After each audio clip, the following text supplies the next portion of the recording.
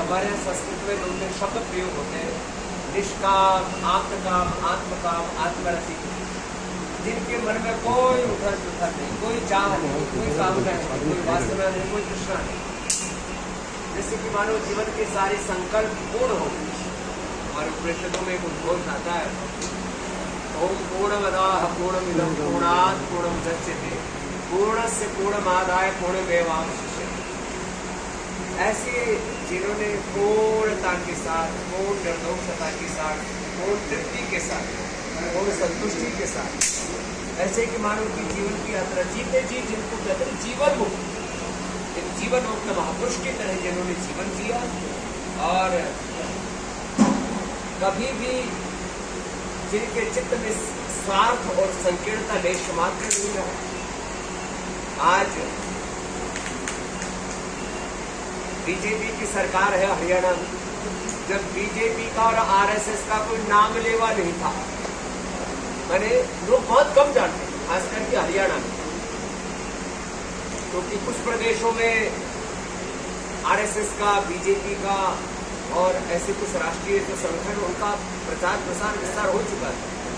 तो इस हरियाणा में उसकी नींव जिन्होंने डाली कि भाई ये एक अच्छा संगठन है, देश धर्म संस्कृति की सेवा करने वाला संगठन है, ऐसे जिन्होंने पोषण दिया आरएसएस और आरएसएस के सारे सांगठनिक परिवारों को विचार।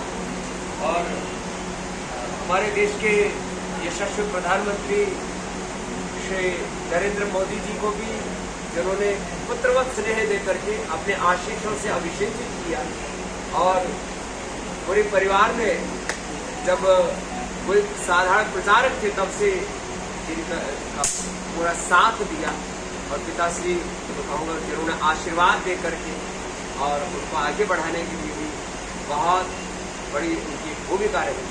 ऐसे एक महामानव, उनके महाप्रयाण पर मैं तो सुबह हिमालय में था, उधर ऋषिकेश के ऊपर उनके आदर्श ने 250 एकड़ जमीन पर एक बहुत बड़ा धन्वंतरी धाम बना रखा है। तो आज वहाँ के मुख्यमंत्री स्वामी जी भी आए हुए थे। मैंने भाई साहब से फोन किया, मैंने कहा गाँव में अब तो आज में पूरा परिवार हिसार नहीं है। तो मैंने कहा कि मैं देखता हूँ, मैं किसी दिन आऊँगा। फिर मेरा एक देरी और मैंने कहा देखो पिताजी अपने पूर्ण आयु करके गए हैं और पूरे परिवार ने बहुत सेवा की। मेरे जब दिल्ली फार्म हाउस में थे तब भी जवाहर ने खूब सेवा की, पूरे परिवार ने, और सारे बच्चे भी उनके साथ अंतिम समय तक खेलते रहे।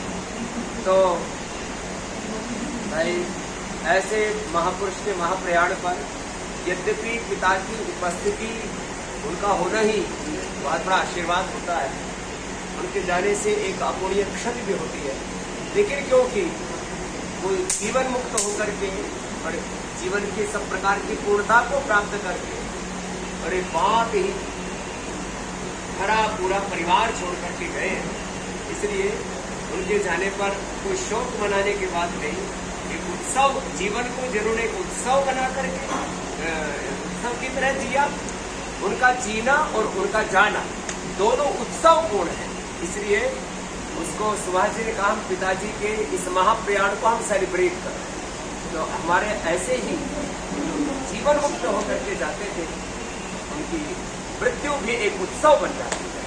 ऐसे एक महापुरुष के महाप्रयाण पर उनकी दिवंगत आत्मा को प्रणाम करते हुए और उनकी भगवत शरणागति के लिए भगवत चरणों में प्रार्थना करते हुए, सन्यासी होते हुए भी हम उनको खुद भी एक पिता तुल्य मानते हैं, और उन्होंने हमको भी खूब अपने आशीर्वादों से अभिषेकित किया।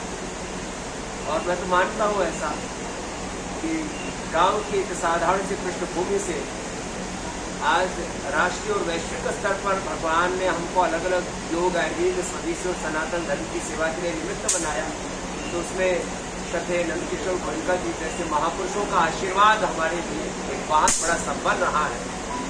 नहीं तो हमारी क्या औकात थी अनपढ़ माँ बाप के घर में पैदा होकर के, और इतने इतने बड़े बड़े कार्यों के लिए भगवान ने सबको निमित्त बना दिया। और एक बात और भी कहना चाहता हूँ कि योग, आयुर्वेद और स्वदेशी का आंदोलन आज राष्ट्र और विश्वव्यापी हुआ है, उसमें बहुत बड़ी भूमिका इस चीज की। ये बात मैं इसलिए भी कहना चाहता हूँ कि आज से 20 साल पहले, 20 से 25 साल पहले की बात है। भाई साहब पतंजलि आए, मेरे सामने आप जो योग करा रहे हो ये तो सारी दुनिया में जाना चाहिए, अपना चैनल पूरी दुनिया के लगभग 150 देशों तक जी का डिस्ट्रीब्यूशन। तो हर एक, चाहे वो मिडिल ईस्ट में है, चाहे वो यूरोप में है, चाहे अमेरिका में है, चाहे चाइना में है, चाहे रसिया में है, अफ्रीका में, जहां जहां जी का डिस्ट्रीब्यूशन है, सुबह सुबह, इसलिए 4-5 साल पहले तक, फिर मैंने कहा अब तो सारे घनाथ है। हाँ, सुबह 1 घंटा पूरा जी नेटवर्क के ऊपर स्वामी रामदेव जो योग सिखाता था वो पूरी दुनिया को जी नेटवर्क दिखाता था और पूरे विश्व में योग को विश्वव्यापी बनाने में। और आज अंतर्राष्ट्रीय योग दिवस मनाया जा रहा है। स्वामी रामदेव का उसके एक निमित्त मात्र है, उसमें बहुत बड़ी भूमिका जी की है, उसमें बहुत बड़ी भूमिका हमारे सुभाष जी, एक ऐसे विजनरी व्यक्तित्व। ये अलग बात है कि हमारी तरह से थोड़े से साहसी और कभी कभी दुस्साहसी भी होता है, तो लोग कह देते हैं कि भाई जो सुभाष जो है ना थोड़ा ज्यादा ही खुट्टा ठोक है। तो मैंने कहा हरियाणा का आदमी खुट्टा ठोक तो जन्मता ही होगा। मतलब उसके स्वभाव में ऐसा होता है कि एक बार जो सोच लिया फिर उसमें आगा पीछा नहीं देखा। कभी कभी उसमें कोई निर्णय में नुकसान भी हो जाता है, आर्थिक नुकसान भी हो जाता है, कई बार सामाजिक नुकसान भी हो जाता है। और भाई साहब ने तो कोई क्षेत्र छोड़ा नहीं, कभी कभी राजनीतिक खुट्टा भी ठोक दे।